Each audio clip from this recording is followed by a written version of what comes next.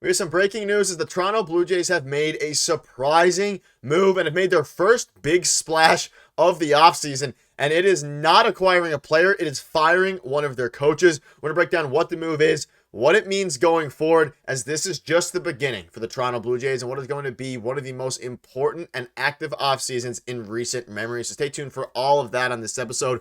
But before we get into it, if you're a part of the percentage that aren't subscribed to the channel, you're going to want to make sure to hit that subscribe button. We'll keep you up to date with all the latest Jays news. Now, obviously, about an hour ago, the Toronto Blue Jays fired Guillermo Martinez, and at the time of recording, obviously, it is they did it on an interesting day. They did it on Monday late at night. A lot, the MLB is happening, right? Like playoff implication games are going on right now. We had a crazy Mets game earlier. Tons of things are happening, and under the radar, they said, okay, let's make our first move and first splash by firing Guillermo Martinez. Now, we're going to be breaking down this entire move because, quite frankly, there is a lot to discuss here, but it just came out. Per sources, Guillermo Martinez is out as the Blue Jays hitting coach after 6 seasons. The club finished 23rd in baseball in runs scored this year. So, all of us fans out there were clamoring last offseason, hey, ever since Guillermo Martinez came to this team, they destroyed what was the 2021 offense. Now, obviously, Guillermo Martinez has been around for a little bit. He had his fingerprints on the 2021 offense too,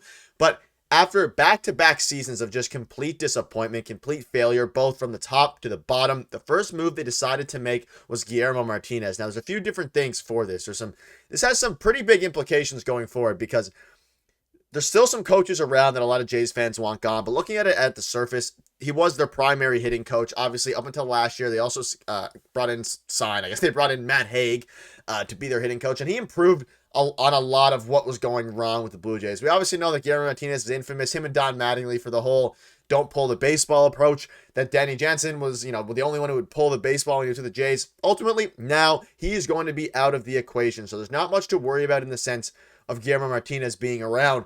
But the question is, was Guillermo Martinez just a scapegoat for this Toronto Blue Jays team that just had horrible offense? It is very possible that he was part of the problem, but it was also possible that we're going to see now if the Jays go out and they don't make acquisitions in the offseason and they don't make many big signings, that he is going to be the issue.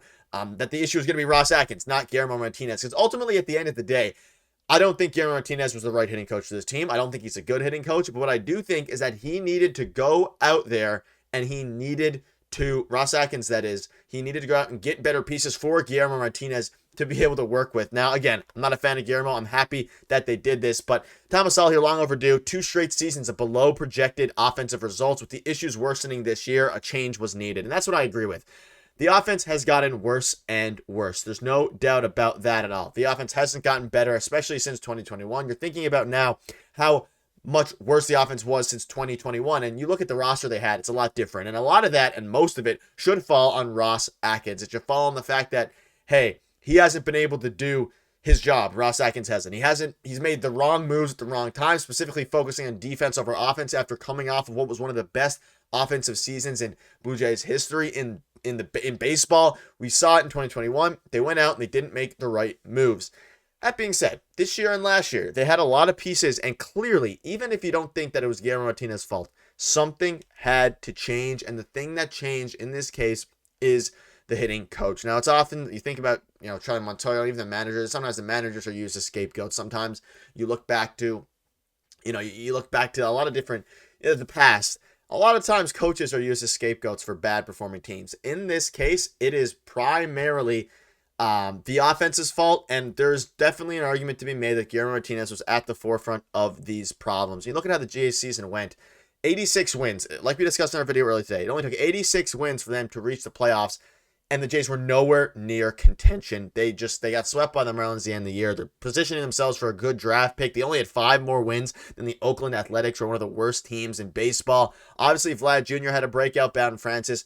Way short of expectations from top to bottom. Now, obviously, Vladdy had a great bounce back here, but when you're looking at guys that need to improve, you're looking at guys like you'd like to see Dalton Varsho hit the ball more. You'd like to see even Alejandro Kirk, who was consistent since the All-Star break and specifically since the Danny Jansen trade. You want to see him continue to grow. And they can do that with Matt Haig and all these new hitting coaches that they're going to hopefully bring in, maybe someone to replace Guillermo Martinez. But you're looking at their batting stats and just really bad. 26 in the league in home runs, 23rd in the league in RBIs. They were decent at doubles. They didn't strike out a ton, but you're looking at how it was compared to how it used to be. 23rd in runs. Like, they were league average to well below league average in the majority of the stats that matter. Like, yeah, they took their walks. Yeah, they didn't strike out a ton, but they weren't able to hit for power. They weren't able to drive these guys in. They only had 20 or 640 RBIs in 162 games.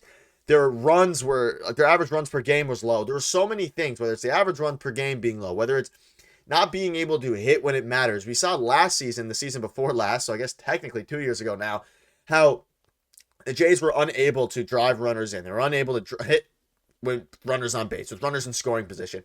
This year, they were okay at it, but they weren't able to get on enough for it to matter. And a lot of it, of course, was personnel. A lot of it was significant underperforming from a lot of their players. Now, whether that's Bichette, whether that's even guys like Schneider, who were supposed to factor into this team this year and be a very important contributor, ended up having a really poor year and falling off. And I think Guillermo Martinez is partly to blame for that. At the end of the day, the player is the most prominent one to blame. There's no doubt about it. But at some point, changes need to happen, and I think these changes are going to be very, very welcome. And again, looking at the pitching stats, the pitching was almost worse. That needs to get fixed first and foremost, but the hitting wasn't much better. Just a disaster class of a year for the Jays, and a lot of people had them projected to make the playoffs, make the wild card. You did not. It was a down year across baseball. You did not need many wins to make the wild card, and the Jays only were able to put up 74 wins. And this is from Shadavidi's article that just dropped. So the Jays have parted ways with hitting coach Guillermo. He was hired as a club hitting coach ahead of the 2019 season and was promoted after a year as the minor league coordinator, during which he helped groom Vladdy and Bo, among others. And of course, he started to grow up the rankings. But the Jays were 23rd in the majors with 671 runs while undergoing a partial teardown. But Guerrero, who we worked with closely, had one of his best seasons. But the important thing here is the last little quote. Martinez was part of a layered hitting group that also included offensive coordinator Don Mattingly and assistant coaches Hunter Mentz and Matt Haig. And as of now, both Haig and Don Mattingly, and Hunter Hens for that matter, are staying. So for now, Mattingly, Mentz, and Haig have their jobs. So it's going to be interesting to see the domino effect at this point. I know a lot of people were saying, hey, we got to fire Don Mattingly now too. I would not be against that at this point, just tearing down the entire coaching staff aside from Matt Haig. I liked what I saw last year from Matt Haig. I've heard great things from the players. I've heard great things from the organization, even just other organizations as well. It seems like Matt Haig is a very, very good coach for this team.